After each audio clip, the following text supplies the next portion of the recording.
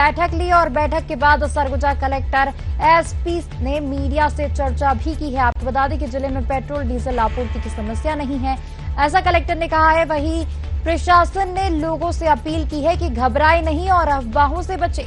वहीं जिले में डीजल, पेट्रोल और गैस सिलेंडरों का पर्याप्त स्टॉक है। ये बड़ी खबर आपको बता रहे हैं छत्तीसगढ़ के सरगुजा से, जहां पर ट्रक ड्राइवरों की हड़ताल लगातार जारी है। आपको बता दें कि हिट एंड रन के नए कानून को लेकर ट्रक और बस ड्राइवर लगातार हड़ताल कर रहे हैं। वहीं हड़ताल को लेकर सीएम ने बैठक ली और बैठक के बाद सरगुजा कलेक्टर और एसपी ने मीडिया से चर्चा की है। कलेक्टर ने कहा है कि जिले में पेट्रोल डीजल आपूर्ति की समस्या नहीं है। प्रशासन ने लोगों से अपील की है कि घबराए नहीं और अफवाहों से बचे। वहीं जिले में डीजल, पेट्रोल और गैस सिलेंडरों का पर्याप्त स्टॉक है, ऐसा कलेक्टर ने कहा है। जो नया कानून अभी भारतीय न्याय संहिता धारा 106 को लेकर बहुत तरह की बातें सोशल मीडिया में और बहुत तरह के धरना प्रदर्शन की स्थितियां जो है निर्मित हो रही थी पिछले 2-3 दिनों से। इसको लेके लगातार जिला प्रशासन, पुलिस, हमारे जो executive magistrates, food officer, RTO, जितने भी संबंधित अधिकारी हैं वो लगातार फील्ड में थे और जो अव्यवस्थाएं। खबर पर ज्यादा जानकारी के लिए हमारे साथ संवाददाता चंद्रशेखर गुप्ता जुड़ चुके हैं। चंद्रशेखर, ट्रक ड्राइवरों की हड़ताल को लेकर सीएम ने बैठक ली, जिसके बाद प्रशासन ने लोगों से ये अपील की है कि जो भी पेट्रोल खत्म होने की या फिर परेशानियों की जो अफवाह सामने आ रही है उन पर ध्यान ना दें और घबराए नहीं।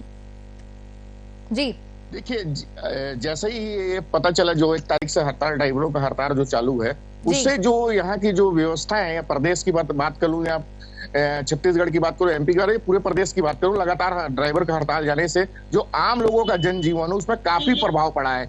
वहीं लोगों की जो दिक्कतें का सामना करना पड़ रहा था, लोगों को पेट्रोल नहीं मिल पा रहा था, जो बच्चे स्कूल जाने वाले वो स्कूल नहीं जा पा रहे थे, या विभिन्न प्रकार की दिक्कतें आ रही थी।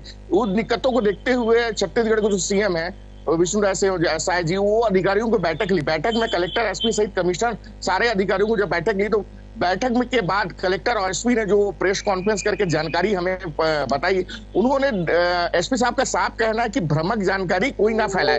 और जो अगर बात कर लूं जो ड्राइवरों की 7 लाख रुपए देने की या 10 साल की सजा की, तो आपको बता दूं जो एसपी साहब ने हमको बयान दिया या तो कलेक्टर साहब का जो बयान आया, उसमें साफ तौर पर कहना है कि ऐसे व्यक्ति पर यह कानून लागू है जो व्यक्ति एक्सीडेंट कर भाग जाता है। जी, तो लोगों को जो भ्रामक जानकारी मिल पा रही है उससे ये बचने की बात कही जा रही है। लोग भ्रामक जानकारी नहीं फैलाएं, और जो ऐसे फैलाते हैं उनके ऊपर एसपी साहब ने कहा कि उनके ऊपर कार्रवाई भी की जाएगी। तो ड्राइवरों को जो जानकारी मिल पा रही है, ड्राइवरों को जो जानकारी दी जा रही है, वो भ्रमिक ड्राइवर को दी जा रही है। और कुछ ऐसे तत्व हैं, शरारती तत्व, जो ड्राइवरों को जबरदस्ती हड़ताल में जाने के लिए मजबूर कर रहे हैं। उन पर एसपी साहब ने कहा कि उनके ऊपर तत्काल कार्रवाई की जाएगी। सब बातों को अगर एक बार समझा जाए सौम्या जी, उन बातों को समझने में कलेक्टर साहब ने भी ये साफ तौर पे कहा कि जो धाराएं हैं उन धाराओं को समझना पड़ेगा। जो नियम कानून लागू किए, वो कानून को समझना पड़ेगा कि आखिर वो कानून किसके ऊपर लागू होता है।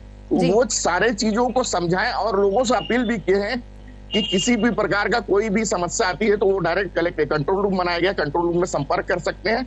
ऐसी स्थिति अभी अंबिकापुर, सरगुजा की बात करूं तो नहीं देखने को मिल रही। लेकिन जो पेट्रोल की किल्लतें, अंबिकापुर में लगभग 6 पेट्रोल पंप में पेट्रोल नहीं थी।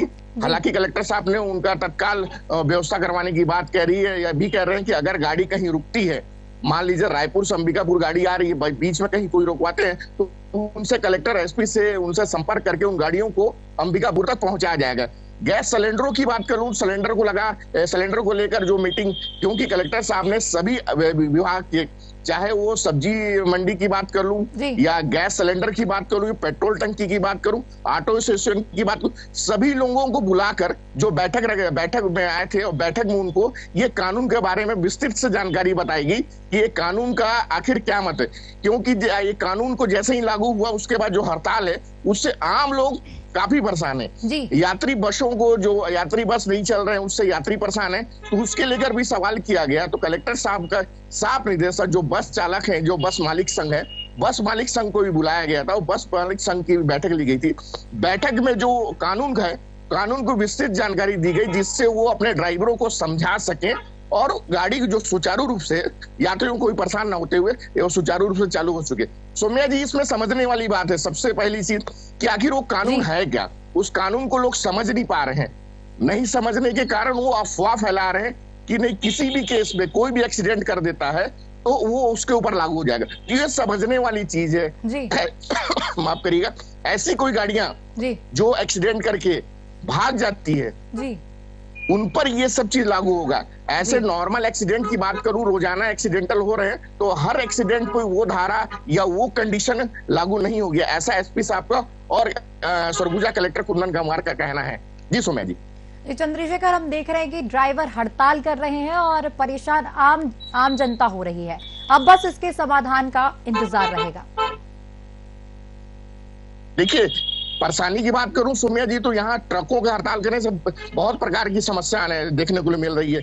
यहाँ स्कूलों की बात करूं, प्रमुख रूप से स्कूलों की बात करूं तो स्कूल में बस नहीं चलने से वहाँ जो बच्चे स्कूल में पढ़ते हैं वो स्कूल तक नहीं पहुंच पा रहे, जिससे उनकी पढ़ाई डिस्टर्ब हो रही है। जी बिल्कुल। कई जगह ऐसे आ रहे हैं कि पेट्रोल की किल्लतें, काला बाजारी इसमें सबसे महत्वपूर्ण होता है, क्योंकि आपको बता दूं जो काला बाजारी होना शुरू हो जाता है जब जैसे ही अफवाहें फैलती है कि नहीं इतना आपका बस ड्राइवर हड़ताल में, ट्रक ड्राइवर हड़ताल में, ट्रांसपोर्ट बंद है, ये बंद है, तो उसमें महत्वपूर्ण चीज जो खाने पीने की वस्तु होती है, या पेट्रोल की बात करूं, पेट्रोल की अगर बात कर ले तो पेट्रोल जो महत्वपूर्ण होता है वो काला बाजारी ना हो, उसके लिए एक विशेष टीम बनाई गई है। कलेक्टर और एसपी खुद अंबिकापुर सरगुजा में हर जगह जाके ये चेक कर रहे हैं कि किसी प्रकार का यहाँ काला बाजारी ना हो पाए। काला बाजारी कहने का अर्थ ये है कि सब्जी वाले लोगों का भी मीटिंग बुलाई गई थी, सब्जी वाले भी आए थे, सब्जी वालों को भी समझाया गया है कि किसी भी प्रकार की रेट जो